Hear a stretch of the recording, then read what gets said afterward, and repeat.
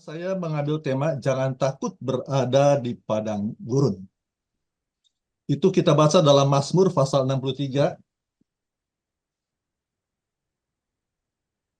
Cukup panjang, saya akan bacakan dari ayat 1 sampai ayat 10. Mazmur pasal 63 ayat 1 sampai 10. Demikian firman Tuhan. Mazmur Daud ketika ia ada di padang gurun Yehuda. Ya Allah, Engkaulah Allahku, aku mencari Engkau, jiwaku haus kepadamu, tubuhku rindu kepadamu, seperti tanah yang kering dan tandus tiada berair. Demikianlah aku memandang kepadamu di tempat kudus, sambil melihat kekuatanmu dan kemuliaanmu. Sebab kasih setiamu lebih baik daripada hidup.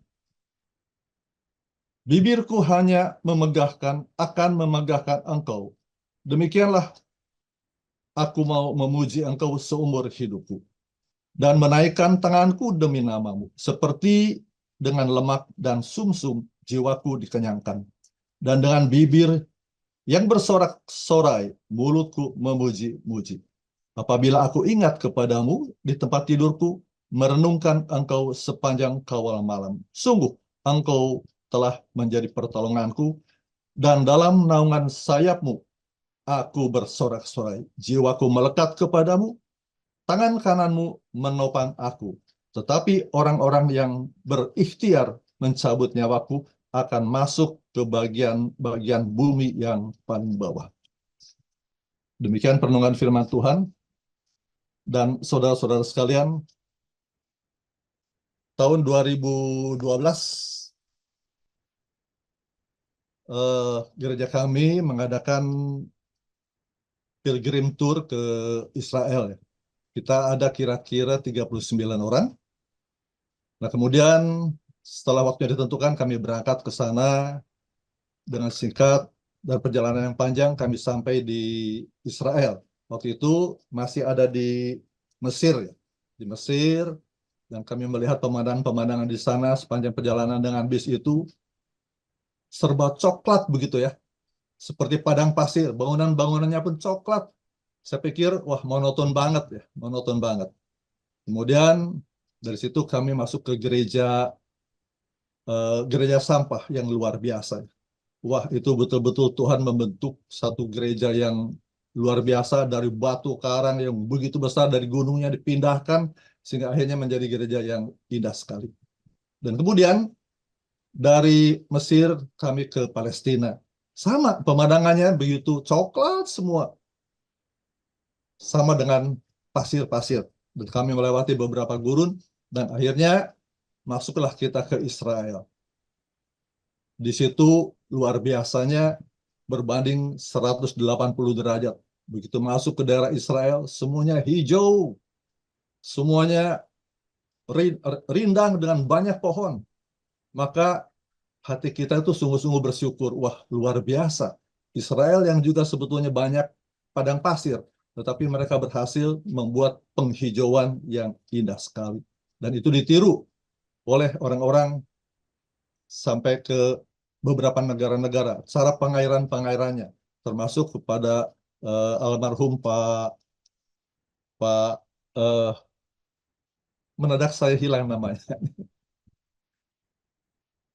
Dia mempunyai lahan yang cukup besar, kemudian dia mencoba untuk menerapkan pengairan seperti di Israel.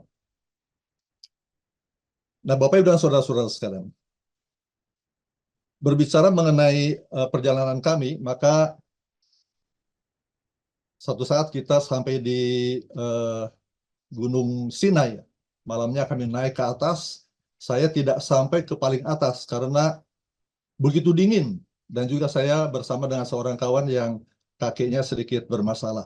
Jadi kami hanya sampai tengah-tengah. Justru karena kita masuk ke dalam cekungan itu, seperti gua, kami beristirahat, malah kami lebih kedinginan. Daripada kita berjalan dan kita berdiam diri, kita lebih kedinginan. Akhirnya kami kembali, dan dari situ maka keesokan harinya, maka ibu-ibu itu sedikit sedikit berbicara mengenai beberapa hal. Sampai dia bilang, jadwal kita hari ini akan sampai ke Padang Gurun. Perjalanannya naik bis 10 jam. Waduh, apakah ada tram atau bis atau bukan bis, kereta api? Wah, enggak ada, Bu. Ibu-ibu ini males ya kalau mau masuk ke Padang Gurun yang begitu panas. Padahal di situ ada beberapa situs yang sebetulnya saya kepingin lihat juga, seperti batu yang Musa pukul akhirnya mengeluarkan air, dan juga ada beberapa situs yang lain di situ. Nah, kemudian apakah ada pesawat? Nah, saudara-saudara sekalian, tour guide kami itu sangat sangat luar biasa, sangat baik sekali dan sigap ya. Ada pesawat, tapi kalian harus bayar seorang $60. Dia kontak langsung. Ada pesawatnya siap untuk berangkat. Akhirnya kita berangkat ke Kairo naik pesawat terbang. Bapak Ibu dan saudara-saudara sekalian, the power of emak-emak ya. Kita semua sebetulnya maunya naik bis, walaupun 10 jam, tapi kita akan menikmati situs-situs dan hal-hal yang ada di Alkitab kita bisa lihat.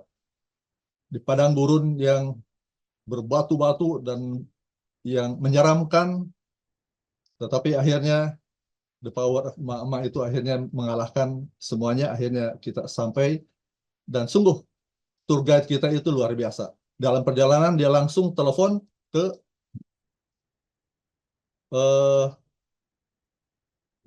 ke tempat yang akan kita datangi. Dengan pesawat itu kita turun di Saint Catherine. Ditelepon supaya ada bus yang lain untuk menunggu di sana. Karena kalau yang bus yang kita pakai di Kairo itu tidak akan sampai, karena harus 10 jam. Jadi sudah ada bis yang siap. Nah, dari situ mulailah perjalanan kami memasuki Israel dan keliling di sana. Nah, Bapak Ibu dan saudara-saudara sekalian, seperti tadi judulnya dikatakan, jangan takut berada di padang gurun. Maka dengan demikian, kalau kita membaca dalam Mazmur pasal yang ke-63 ayat yang pertama ini, maka di situ berbicara mengenai Daud yang ada.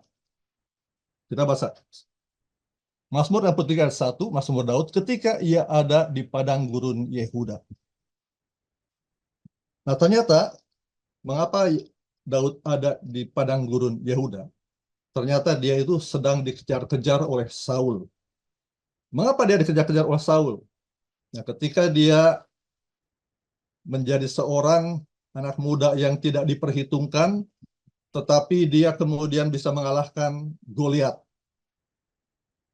Nah, karena itu maka akhirnya dia menjadi seorang yang terkenal. Nah, Bapak Ibu dan saudara-saudara sekalian, dari situ kemudian dia melayani di istananya Saul. Istananya Saul. Ketika Saul sedang kesulitan atau dia sedang depresi, maka Daud itu memainkan kecapi, maka tenang lagi. Nah, dari situlah pengalaman Daud itu akhirnya dari anak Isai itu yang ada 8 orang, untuk dipilih Tuhan menyuruh Samuel untuk memilih seorang untuk menggantikan Saul menjadi raja. Dari ketujuh orang itu tidak ada yang terpilih. Hanya ada satu lagi yang sedang mengembalakan kambing kerbau. Sulit panggilnya lah, Daud datang dan kemerah-merahan, maka langsung Samuel mengatakan, Tuhan berkata kepada Samuel, dialah yang akan menjadi raja, urapilah dia. Nah, Bapak Ibu dan saudara-saudara sekalian, singkatnya maka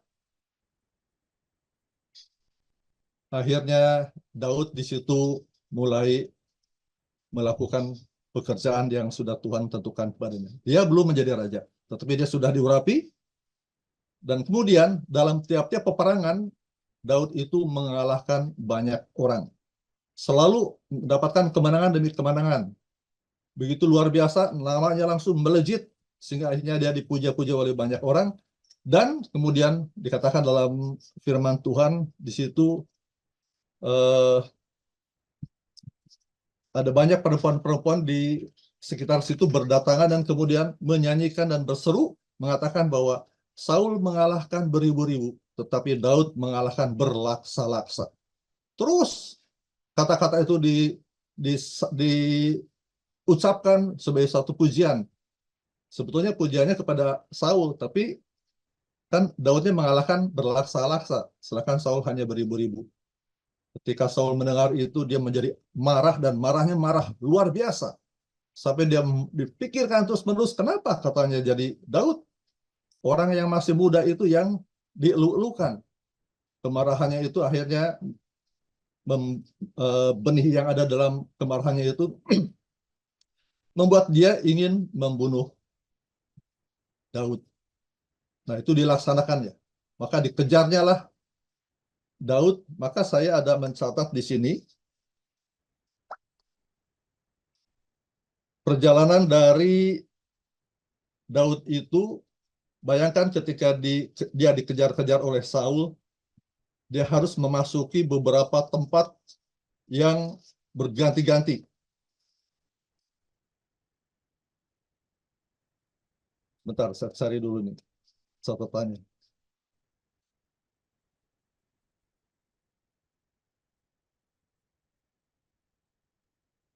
Nah, dalam 1 Samuel ayat 23, pasal 23 ayat 14 dan 15. Di situ dikatakan ada satu pertanyaan ya bagi kita. Ketika Daud itu dikejar-kejar oleh Saul dengan mengerahkan 6.000 tentaranya. Dan Saul juga masih mempunyai bawahan atau tentara-tentara yang mendukung dia, ada 400 orang. Nah, ketika dikejar-kejar oleh Saul, maka Daud itu harus berlari menyelamatkan dirinya. Takutkah dia? Nah, dalam 1 Samuel 23 ayat 14 dan 15. Daud di padang gurun Zif. Maka Daud tinggal di padang gurun, di tempat-tempat perlindungan. Ia tinggal di pegunungan, di padang gurun Zif. Dan selama waktu itu Saul mencari dia, tetapi Allah tidak menyerahkan dia ke dalam tangannya. Daud takut karena Saul telah keluar dengan maksud mencabut nyawanya. Ketika Daud ada di padang gurun Zif di Koresa. Nah, saudara-saudara sekalian, di situ dikatakan Daud merasa takut. Saya lebih baik membuka kacamata saja supaya saya bisa membaca dengan baik. Nah, saudara-saudara sekalian, perjalanan dari pelarian Daud itu dari beberapa gurun, malah saya tidak menemukan, ini dia. Dia melarikan diri dari satu gurun ke gurun yang lain, dari Nahar ke Rama, kemudian Not, kemudian ke Gua Adulam, membawa 400 tentara-tentaranya ke padang gurun Zif, tadi yang kita baca, pindah ke Nahon, pindah ke En-Gedi, kemudian ke padang gurun Yehuda. Nah, yang tadi kita baca dalam pasal 63, itu adalah padang gurun Yehuda, dan Saul mengejar dengan 3.000 tentara-tentara yang terpilih. Bahkan ketika itu sudah bertambah yang mengikut kepada Daud, sudah menjadi 600 orang. Bapak Ibu dan saudara-saudara sekalian. Ada yang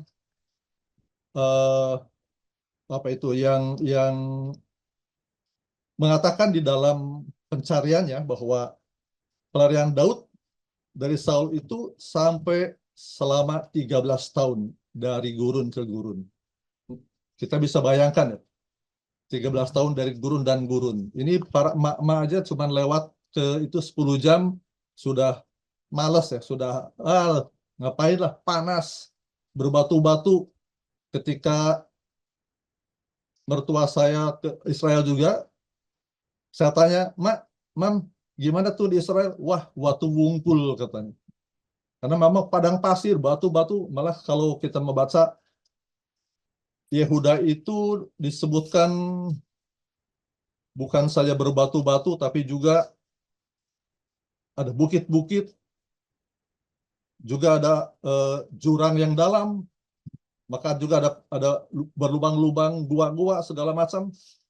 Nah, ketika Daud dicari oleh Saul itu, dia bisa bersembunyi di begitu besar tempatnya. Dituliskan bahwa padang gurun Yehuda itu lebarnya sekitar 16 sampai 24 kilometer dan panjangnya sepanjang pesisir Laut Melati itu 80 kilometer. Jadi luasnya luar biasa. Maka ketika dia sampai ke padang gurun itu, maka dia bisa menyembunyikan diri walaupun membawa 400 atau 600 prajurit-prajuritnya. Bahkan ketika Saul itu dengan membawa 6.000 tentaranya tidak bisa menemukan, Tuhan meluputkan Daud, demikian dalam firman Tuhan. Nah, Bapak Ibu dan saudara-saudara sekalian, dalam ketakutan Daud, maka di dalam pasal yang 63 tadi, ayat yang kedua, di situ dikatakan bahwa dia sangat merindukan Tuhan. Sangat merindukan Tuhan. Mungkin Eli bisa dibuka lagi itu pasal 63 tadi, supaya saya bisa nggak usah bolak-balik baca Alkitab saya. Dalam ketakutan Daud, dia merindukan Tuhan, mencari Tuhan.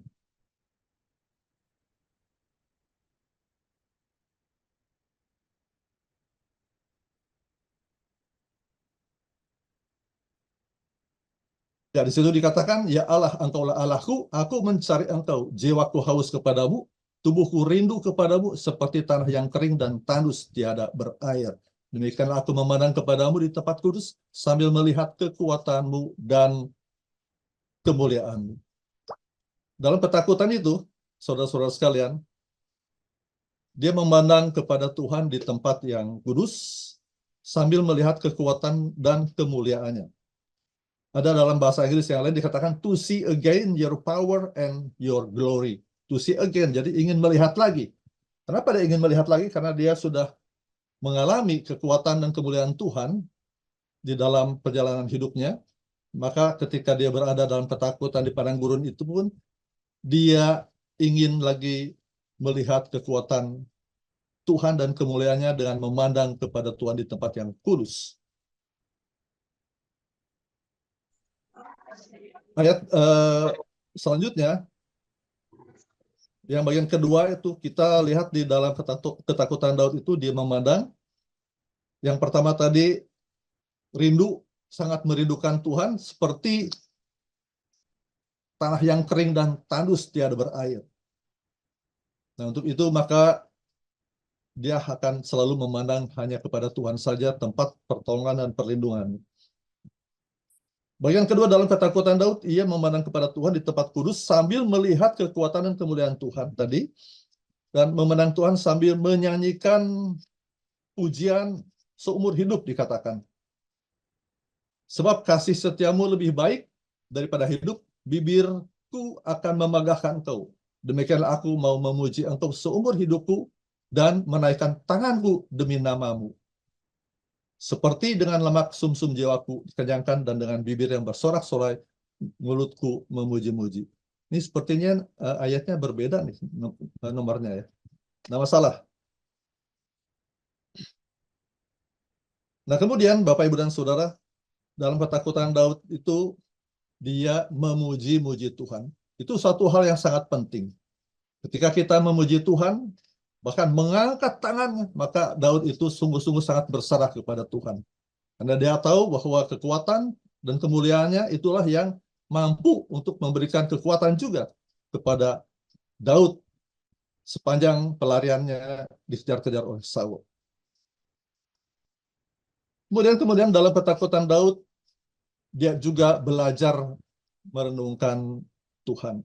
Kalau kita membaca ayat yang ke-7 dan 8, mungkin di situ jadi ke-6 ke-7 barangkali. Silahkan buka lagi. Ya, dikatakan di situ, apabila aku ingat kepadamu di tempat tidurku, merenungkan engkau sepanjang kawal malam, sungguh engkau telah menjadi pertolonganku, dan dalam naungan sayapmu aku bersorak-sorai. Jiwaku melekat kepadamu, tangan kananmu menopang aku. Dikatakan ketika dia ada di tempat tidurnya, dia merenungkan Tuhan sepanjang kawal malam. Hampir-hampir dia tidak bisa tidur. dia merenungkan, tetapi dia merenungkannya bukan sebagai satu mengapa Tuhan, mengapa aku harus menjadi orang-orang yang dikejar-kejar? Tidak, tetapi dia memuliakan nama Tuhan dan dia bersyukur. Bahkan juga dia mengatakan, sungguh engkau telah menjadi pertolonganku. Karena melewati padang gurun begitu lama, 13 tahun, maka dia sangat merasakan pertolongan Tuhan. Bahkan dikatakan, Tuhan telah menjadi pertolonganku dan dalam naungan sayapmu aku bersorak-sorai. Kita tahu bahwa sayap burung Raja Wali itu begitu kuat ya. Maka di bawah sayapnya itu anak-anaknya itu bisa menjadi nyaman ya, menjadi nyaman berada di bawah kepak sayap daripada Raja Wali itu. Nah, demikian juga dengan Daud. Dia merasa aman, merasa nyaman, secure, sehingga dikatakan di bawah naungan sayapmu aku bersorak-sorai. Dia tidak lagi merasa takut, dan dikatakan jiwaku melekat kepadamu. Tangan kananmu menopang aku. Daud mengangkat tangannya untuk memuliakan nama Tuhan. Dan Tuhan mengangkat, menopang tangan Daud. Dikatakan jiwaku melekat kepadanya. Sungguh kita bisa melihat bahwa Daud sangat mendalami akan kasih karunia Tuhan, betapa pertolongan yang luar biasa, maka dia dikatakan jiwanya melekat kepada Tuhan. Dan dia menopang dengan tangan kanan. Maka itulah menjadi satu bagian dalam hidupnya. Ketika tanaman seperti melekat itu dicangkokkan begitu ya ke batang tanaman itu, maka nutrisi, gizi, dan zat-zat yang baik dari tanaman itu juga menjadi bagian dari ranting yang melekat, ditempelkan kepada batang yang bergizi itu. Jadi Bapak Ibu dan saudara-saudara sekalian, ketika kita melekat juga kepada Tuhan, maka kita juga akan sama-sama mendapatkan kasih karunia daripada Tuhan. Gizi-gizi yang ada di dalam diri Kristus itu menjadi bagian dalam hidup kita juga. Maka dikatakan kita harus seperti Kristus, maka kita harus melekat kepada Tuhan. Seluruh tubuh, jiwa, dan pikiran kita berfokus hanya menyelaraskan diri dengan Tuhan. Maka kita akan bisa bersorak-sorai di bawah kepak sayap kekuatannya. Ada juga seperti pohon benalu ya, melekat gitu. Melekat, tetapi dia bukan melekat untuk kemudian dia menjadi satu dan menjadi bagian yang terindah bersama-sama, tetapi justru benalu itu merusakkan tanaman yang dia melekat. Karena ada hal yang merusak pohon itu karena dia ada kesombongan, ada egois, dan juga merasa dia yang paling baik, paling hebat, padahal dia mencuri akan hal-hal yang baik yang dari tanaman yang dia melekat itu. Di padang gurun, Daud lebih mengandalkan Tuhan. Dia merasa bukan apa-apa, melekat seperti secara iman, jiwanya dan seluruh hidupnya. Dan dia merasakan tangan kanan Tuhan menopang dia. Depend on God. Bukan kepada manusia, tetapi kepada Tuhan. Nah, Tuhan bahkan memberikan bonus ya. Bonusnya kalau kita lihat lagi bahasa yang ayat yang lainnya, maka Tuhan membinasakan musuh-musuhnya. Nah, saudara-saudara sekalian, kita bukan sengaja mau masuk ke padang gurun. Ya. Karena kenapa saya membuat judulnya itu jangan takut kita berada di padang gurun. Karena tiba-tiba saja kita bisa ada di padang gurun. Pandemi, ya tiba-tiba saja kita berada di padang gurun. Belum lagi tiba-tiba saja sakit. Atau tiba-tiba dokter memeriksa bahwa ada kanker dalam diri kita. Tiba-tiba saja kita bangkrut. Tiba-tiba saja kita mengalami keluarga yang meninggal, mengalami kebangkrutan, mengalami hal-hal yang buruk dalam kehidupan kita. Semua orang akan mengalami hal itu, seperti kita berada di padang gurun. Itu tidak direncanakan, ada di padang gurun. Tetapi kita melihat Daud, itu merupakan contoh yang terindah bagi kita semua. Semua orang pasti mengalami padang gurun, tetapi ketika kita membaca Mazmur 63 itu, betapa Daud sungguh merindukan Tuhan, memuliakan Tuhan, memuji-muji Tuhan, dan dia merasakan pertolongan Tuhan yang sangat luar biasa. Kita jauh dari zona nyaman, ada di padang gurun. Nah, Tuhan kadang-kadang mengizinkan kita masuk di dalam padang gurun itu. Ada yang membuat satu buku, The Darkness Night of the Soul. Jadi padang gurun itu seolah-olah kita berada di dalam kemalaman yang gelap dari jiwa kita. Nah, mengapa kita merasakan bahwa jiwa kita itu ada dalam kegelapan?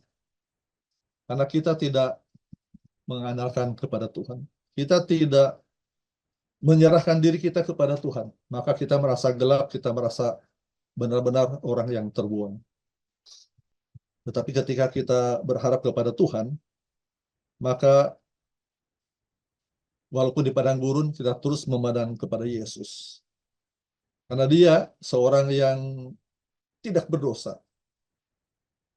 Harus menderita, mestinya dia dilulukan sebagai raja.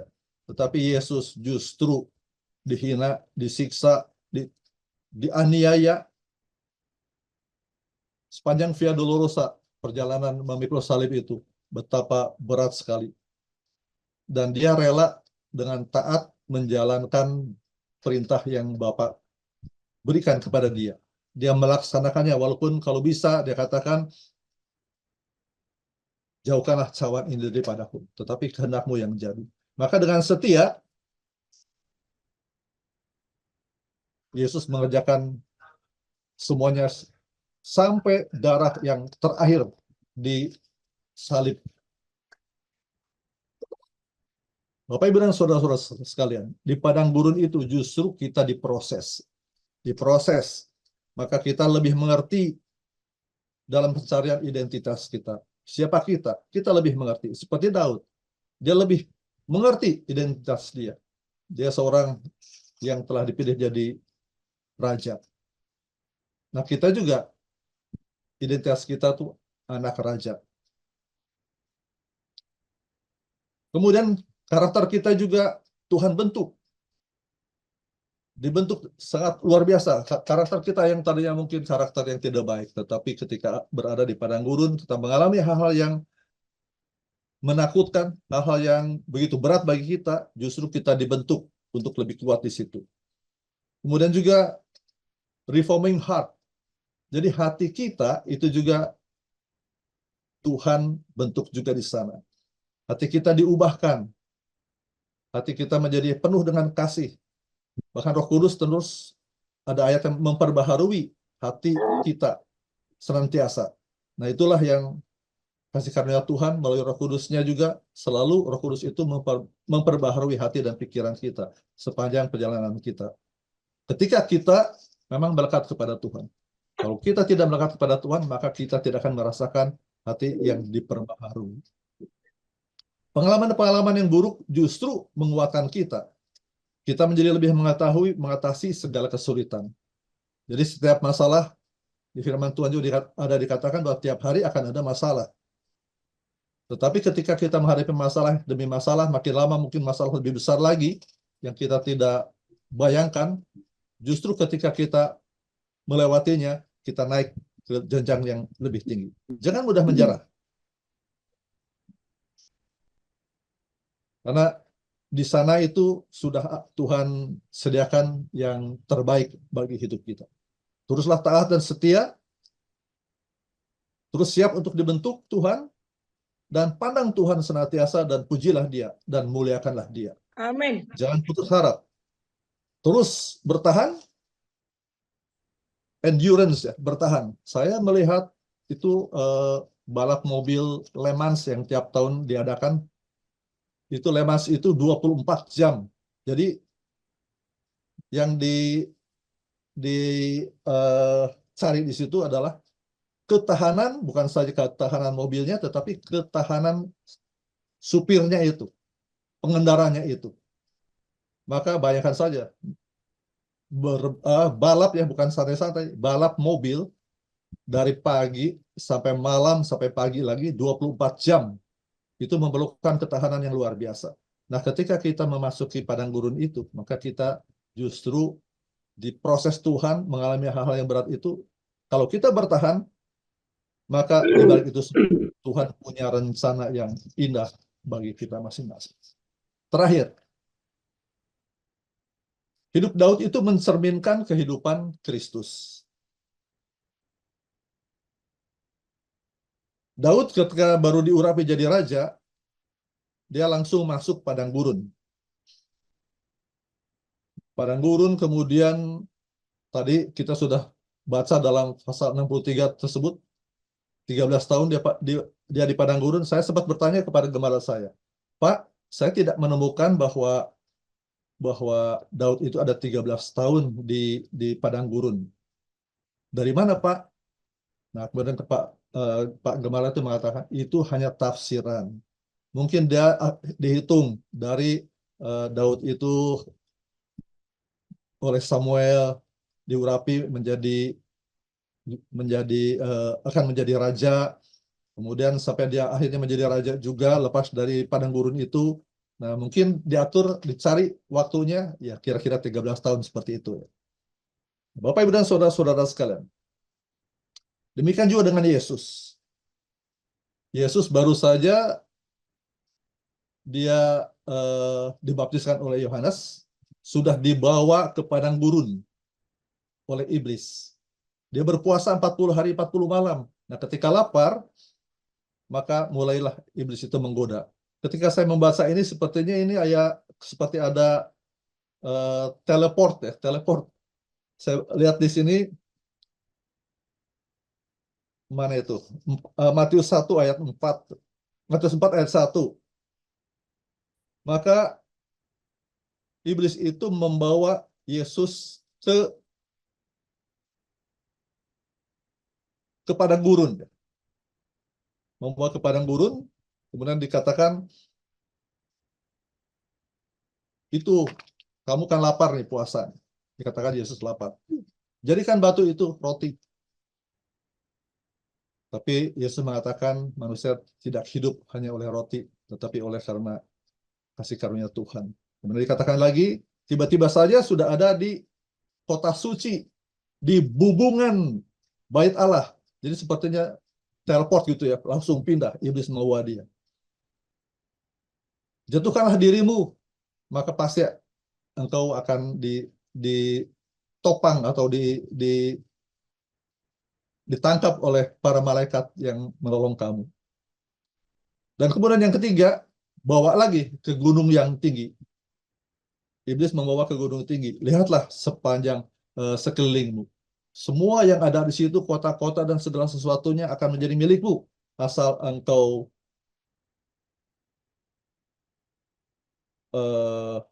bersujud kepadaku. Nah, di situ Yesus mengatakan, nyahlah engkau. Saudara-saudara sekalian, Yesus tidak akan terkalahkan oleh bujukan iblis, walaupun sebagaimana besarnya kekuasaan dan kebesaran dan harta sedemikian besar, kejayaan sedemikian besar, bukan itu. Tetapi Yesus datang untuk menjadi juru selamat bagi kita masing-masing. Kita melihat bahwa kehidupan Kristus akan menjadi contoh dan teladan bagi kita kalau kita sungguh menyelami kehidupan Dia dan kita terus membaca firman Tuhan, merenungkannya.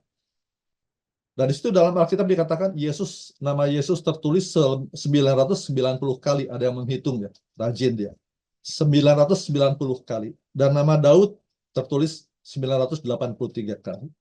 Jadi memang kehidupan Daud itu cerminan dari kehidupan Yesus Kristus. Makanya disebutkan dia anak Daud.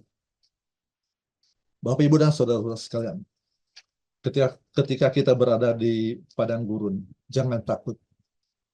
Pandanglah kepada Tuhan. Kesulitan apapun juga, penyakit apapun juga, kalau Tuhan izinkan ada, apapun juga kesulitan, bangkrut, di PHK, atau kita juga sakit yang mungkin tidak sembuh-sembuh, pandanglah kepada Tuhan. Pandanglah kemuliaannya, pandanglah kekuatannya, His power and His glory, maka itu akan menjadi bagian kekuatan kita juga. Selalu memuji dan memuliakan nama Tuhan. Maka dengan menyanyi, memuji, semua ketakutan hilang, semua depresi itu hilang, kita akan bersukacita oleh karena pertolongan Tuhan bagikan kita berada di bawah kepak sayap daripada Tuhan sendiri. Kita akan merasa aman, nyaman, dan kita akan bisa bersorak-sorai oleh karena pertolongan Tuhan. Hanya Tuhanlah pertolongan kita, dan tidak ada lagi yang bisa memberikan keselamatan selain Kristus. Oleh sebab itu, mari sepanjang hidup kita yang masih ada, jangan kita lalaikan kehidupan kita. Karena Tuhan memberikan perintah kepada kita untuk kita menjadi saksi-saksinya. Untuk itu, mari jadilah kita saksi Kristus dimanapun kita berada, agar nama Tuhan dipermuliakan dan banyak jiwa boleh diselamatkan.